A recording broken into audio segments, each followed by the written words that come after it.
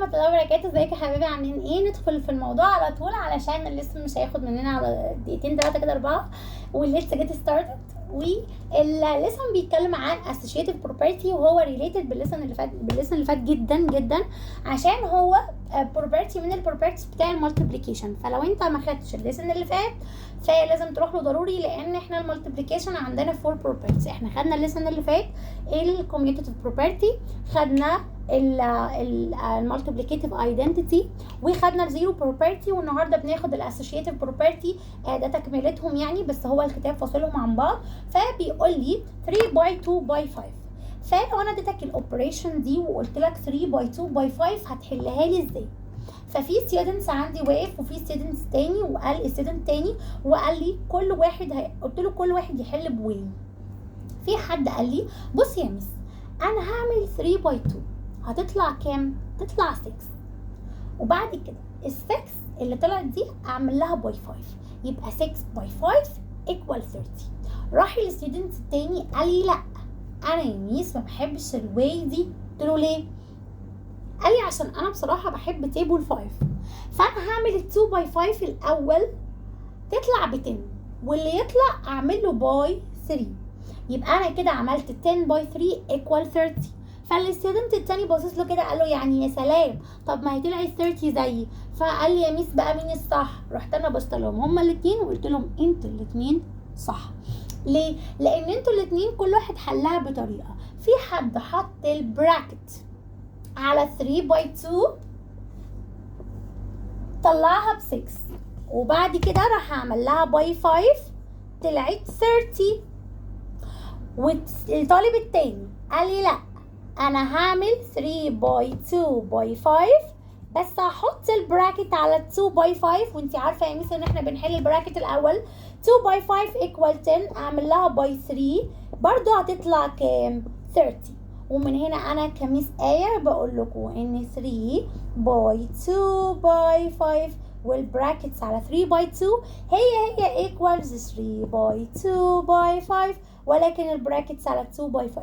لاحظوا هنا حاجة، انا ما بدلتش حاجة، انا بس غيرت البراكتس، بدل ما كان على 2 نمبرز دول اللي هو 2 و 3 بقت على البراكتس دول اللي هي بقت على 2 نمبرز دول اللي هي 2 و 5. يعني انا ما غيرتش حاجه. واعتقد برضو ان انت مذاكر الاسوشيتيف بروبرتي للاديشن وكانت شبه كده بالظبط بس بالبلس. اوكي، تعالوا نشوف الاسئله بتيجي ازاي. قال لي decompose and use property to او use associative property to find the 3 by 20. اوكي، انا اول ما شفت كلمه طب associative property بعناية، حتى لو انا مش كاتباها هنا بس انا بقول لك يعني هي الاسئله بتيجي كده، اني لو اول ما اشوف associative property انا بفتكر ان في 3 numbers وبحط brackets على 2 numbers. اوكي، رحت قلت طيب بس هنا مفيش 3 numbers، اعمل ايه يا ميس؟ لازم decompose it، يعني لازم تفكها علشان تبقى 3 numbers. طب انا اعملها ازاي؟ قالك بص، انت لازم تحاول تخلي ال 20 دي تخليها 2 باي 10. ليه؟ عشان كأنك هتعمل 3 باي 10 لوحدها وبعد كده تعمل لها باي 2، or انك انت تعمل ال 3 باي 2 الاول وبعد كده تعمل لها باي 10، وده بالنسبه لي انا افضل. بمعنى ان ال 20 دي عباره عن 2 باي 10 صح؟ فانت حضرتك يبقى انا عندي 3 و2 و10، فهتروح تاخد في براكت 3 باي 2 لوحدها، اوكي، وتحطها في براكت وبعد كده تعمل لها باي 10. اوكي، 3 باي 2 equal 6، واعمل بعد كده باي 10 equal 60. على فكره انتوا اصلا بتعملوها كده اوريدي. ازاي؟ مش احنا كنا بننزل الزيرو ونقول 3 باي 2 equal 6 بقت 60؟ ما هي دي نفس الفكره، ان انا بقول 3 باي 2 لوحدها equal 6 وانزل الزيرو اللي هي 60. ما بسمعش بقى بنزل الزيرو ان ماث، لا هي بقول 6 باي 10 equal 60. فهمتوا الفكره؟ اوكي، يلا بينا ناخد اكزامبل تاني. اكزامبل بيقول لي 5 باي 6 باي 2، وهنا قال لي 9 باي 4 باي 5. بص الاثنين دول في فرق ما بين هو اللي يكون حاطط البراكت وهو هنا سايبها لك عايمه انت اللي تحط البراكت زي ما انت عايز. طب هنا لو انا حليت بمزاجي هتتحل صح؟ لا، ممكن المصحح ما يعملكش كده، ما يحلهالكش، ما يصححهالكش صح. ليه؟ يعني انا ينفع اعمل 9 باي 4 الاول بعد كده اعملها باي 5؟ لا، طالما حاطط البراكت على حاجه معينه الاول يبقى لازم انت تحل اللي في البراكت الاول. لكن اللي فوق مش حاطط براكت، فانت حضرتك هتحل اي براكت، هتحط براكت على اي حاجه انت عاوزها. يعني هنا في 5 باي 6 باي 2، والله في ستودنت ممكن يحط 5 باي 6 يحط البراكت عليها، وفي حد ممكن يحط ال 6 باي 2، بس انا كآية انا بحب تيبل 5 وبحب تيبل 10.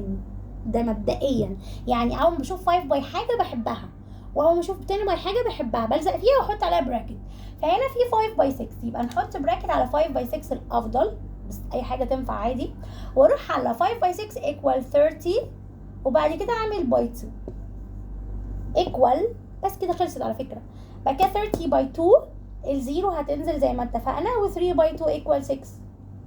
طب اللي بعدها هنا انت مضطر انك انت تعمل 4 باي 5 الاول، يبقى 4 باي 5 equal 20، وبعد كده اعمل باي 9، وبرده نفس الكلام الزيرو ينزل، و9 باي 2 equals 18. وعلى فكرة احنا كده خلصنا، واشوفك على خير السيشن الجاي. جود باي.